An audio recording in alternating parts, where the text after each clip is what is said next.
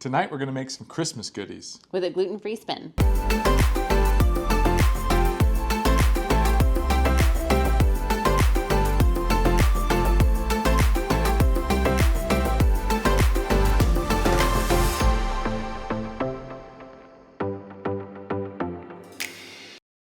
If you've watched many of our vlogs, you know that I have a gluten intolerance.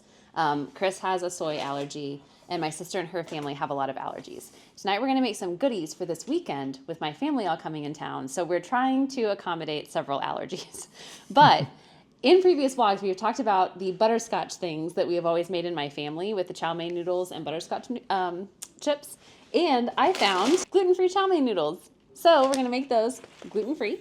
My sister is making regular ones because while these are gluten-free and safe for me, they're not safe for other allergies. And then...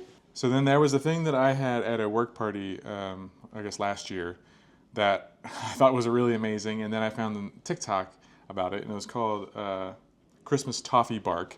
And they use Ritz crackers. Obviously, Ritz crackers are not gluten-free, so we're going to make a split batch using gluten-free crackers. Because these are not safe for the other allergies, because they have soy in them, and they have other allergens. So 2 batches of those.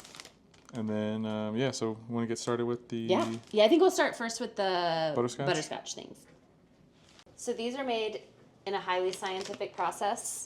You can over melt the butterscotch, and that's really bad. So you just want to melt it. Technically you should do it over like a double burner is how you are supposed to do it. But that's not how we do it. We do it in the microwave because that's the easy way. So you just take all of your butterscotch chips, except for the one that you're going to taste for quality control purposes. And then you put it in the microwave. And we're just going to do it in 30-second zaps, spinning in between to make sure we don't overdo it. I am not a fan of butterscotch, so I will not be eating any of these. I never eat them when they come here, or when everyone brings them for Christmas. So, and I'm not that worried about it. So we're not making a split batch. Well, Tracy's making regular ones. Oh. Yeah, so we'll have both. We'll have the gluten-free version and the regular ones because she's got to make some that are safe for her family. So we'll have plenty of personalized goodies for everybody. And meanwhile, while we're trying to, that's not what I want. While we're trying to melt those down, I'm going to go ahead and get the chow mein noodles ready, which is very easy. You just dump them into a bowl for mixing. We will also layer out parchment paper because this will lay out on parchment paper and just at room temperature, kind of harden. They're starting to kind of glisten, so you can see they're starting to melt. I do not like the smell of that. I love it. Oh.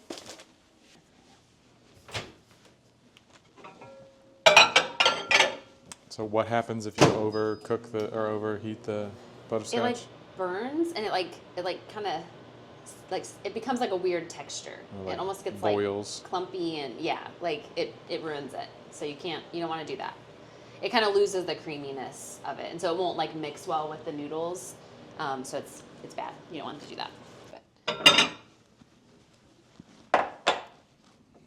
Oh yeah, see how it's like creamy?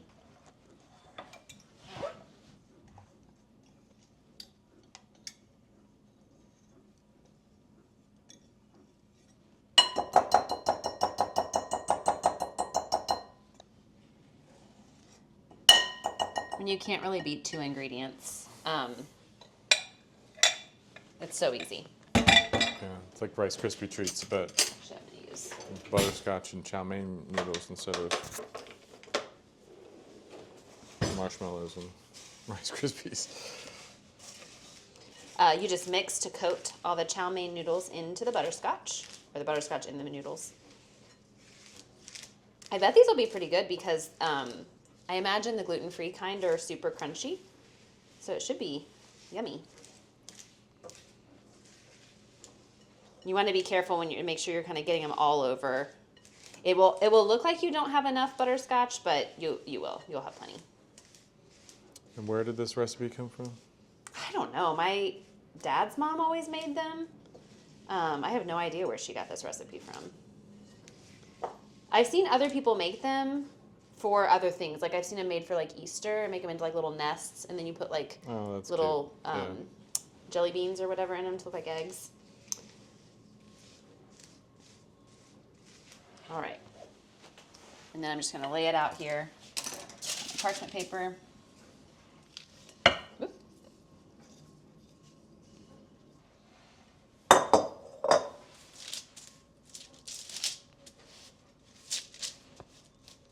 And you just kind of want to spread it out. You're going to break it into pieces so it doesn't all have to be in like, it can kind of be sectioned. It's not going to hurt anything.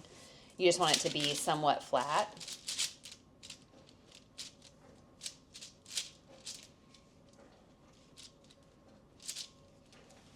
All right.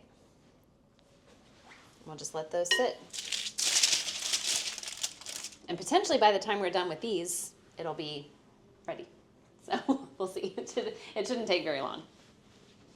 Okay, full disclosure, it is the next day. We had some challenges last night with the Christmas toffee bark. I did complete the Butterscotch Things. Apologies for not showing that, but basically when you have it all laid out, you just break it apart into clumps and then put it in a little container. And it can just sit at room temperature. It doesn't hurt anything. It doesn't have to be refrigerated. So those were done, very easy. The toffee bark ended up giving us some problems. We're definitely not going to be going out for bake-off anytime soon. We struggled making the caramel. So the first try, it was like grainy. I think we didn't quite wait long enough. And it was also, we didn't melt the butter first. And so it got really clumpy and almost like a Play-Doh-y texture. And it didn't look like it was going to ever become anything more than that. So we tried to kind of spread it on the crackers, knowing it was going to go in the oven. And we thought maybe we could make it work, but it didn't work. So we tossed that batch and tried again. Watching a video this time on how to make the caramel out of the brown sugar and the butter. And we did better, but I think because we use cast iron in how we cook, I think we just waited a little too long and it ended up burning. So we ruined it the second time. And honestly, at that point, I was just tired and hungry and cranky and didn't want to keep going. So we paused and we're going to revisit it today. We're going to try one more time. So third time will be a charm. Not going to promise this will be easy, but I do think it'll be delicious. So we're going to give it a try. I'm going to let Whitney try it this time just because she has better. But I'm going to stand over here and go, bakers, you have 1 hour left, just to add the extra stress because why not?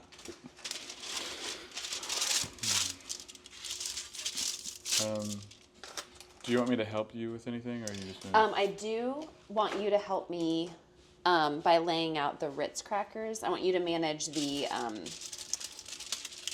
non-gluten-free crackers. Okay, I'll do that really quick. Is what I would ideally like you to do. I am going to go ahead and get the oven preheated, and I've got the pan started. We thought we would try with a smaller pan, see if that helps. The goal is to prevent it from getting too hot.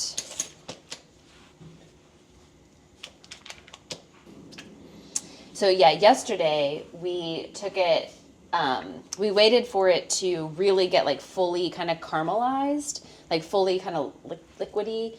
It turns like kind of a totally kind of golden brown, very liquid, like caramely color and texture. And it even starts to smoke a little bit, and we waited until that point to put it on the crackers. I'm actually going to do it a little early. I'm going to go ahead and kind of, once it starts getting to that liquid form, that kind of caramely consistency, I'm going to turn the heat off at that point and pour it so that we don't overdo it, because the cast iron stays so hot that it just keeps kind of cooking it, so you don't want to wait too long. So I'm going to put the brown sugar in, whoops. To the same thing that you did last night. Splash molten butter everywhere. Do you want Actually, this? I do. Yeah, please. Thank you.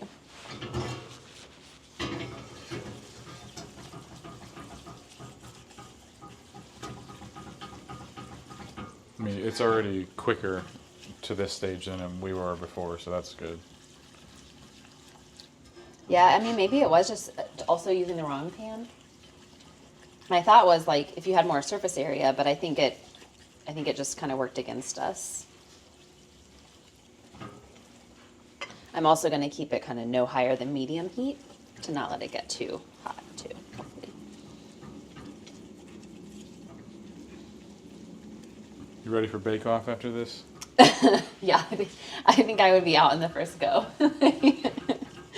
You'd be those people that like. Cake week is first, right? Yeah, I'd be out in cake week. You'd be for those sure. people that make something like 2 or 3 times because it like Right. comes out bad and they throw it away Like and toss that start in the over. bin, start again. I feel like they've already been like, you're halfway through, and then they're like, oh, you gotta start over. And you're like, now? Is that wise? Well, it's already looking a lot better. So making caramel is not easy, as we learned. So all of the recipes, 2 videos that we watched said to let it boil for 6 to 7 minutes. That is wrong. And I think that like maybe we didn't know. Yeah, it either was wrong or Maybe we didn't start counting at the right time. correct. Yeah. I remember last night as it started to kind of turn to caramel, it separated, like it's almost like the butter started to separate again. And like that kind of was like what started the liquefying process. Yeah, it's starting. I can see it starting to like sweat. Yeah, I remember that. It's almost like the butter, it felt like the butter was kind of like coming out again. It's sort of what it, yeah, but sweating is probably a good way to describe it. Like, I think it's really close. I think. Yeah.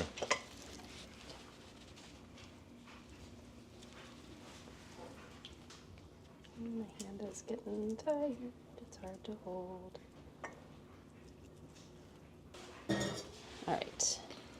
Yeah. So if it's too hard to. Yeah, that looks. That looks much That better. looks just like what he had in. Yes, that looks in the much video. better. Much more like what I expected. Okay. Good. I think we actually did okay this time. Woohoo! Third time is a charm. All right. Spread this one. And we are using separate spreaders because we have different allergies happening in different bins. So we want to make sure, or different containers.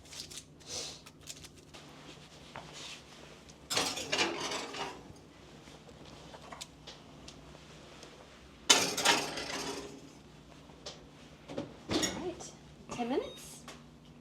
And I don't think that will affect the caramel like overcooking it. I think it's just going to kind of keep it melty and Yeah. and melt it because it's not like direct heat. We will keep an eye on it though. I'm going to turn the oven light on and we'll just kind of monitor it just to be safe. Right. There's a little bit of PTSD from Right. last night. So, Right. but I think we may have success, which is exciting. So, and then we'll see if it was worth all the stress. Doesn't look like it really. Yeah, it changed anything. doesn't look like it did anything to the caramel. So that's good news. And we tasted the caramel that was like kind of like in the pan, and it tasted really good. So I think we did good. Yay. And now we know to never make caramel ever again. So, all right. Put these out. And I'm going to do them one at a time. That way that kind of stays hot. So what we're going to do is then just sprinkle chocolate chips. And then they should kind of melt from the heat. I don't know how many to do. I'm just going to kind of do roughly like half the bag.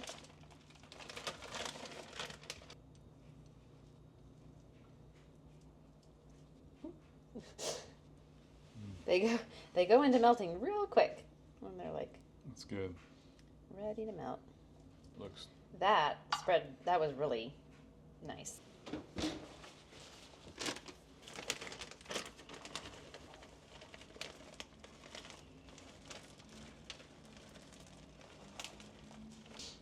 I'm gonna go and finish off the bag because there's not that many left. Yours is going to be extra chocolate. I guess so.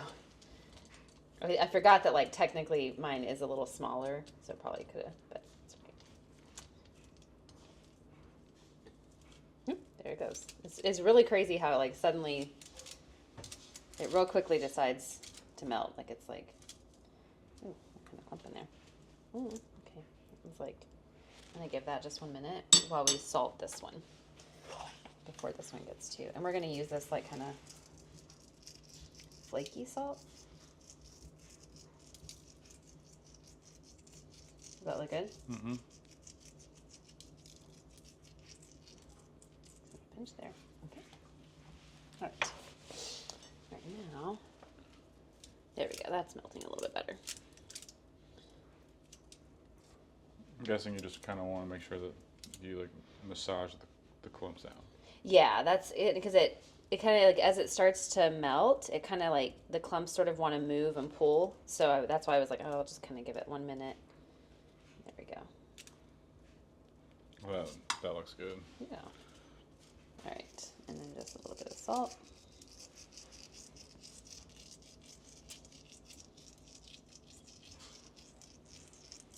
Looks pretty good. Okay, so now we're gonna let them sit for just a little bit to kind of cool out here, and then ultimately we'll put them in the refrigerator, and they'll actually stay in the refrigerator overnight, and then in the morning we'll pick you back up and we'll break it apart. Sound good? All right, we're ready to break these up. I guess I'll start with the gluten-free ones first, and I'll let you do the regulars. Okay. They're sufficiently hard. So you're supposed to just like break them into kind of pieces. Oh, yeah, that breaks relatively easily. Can I do that? Don't do too small? Correct. Okay. It takes up a lot more space than I thought.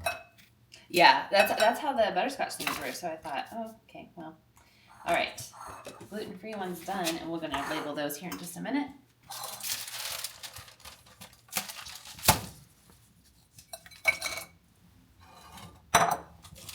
Those may break apart a little bit more nicely because they're Ritz crackers.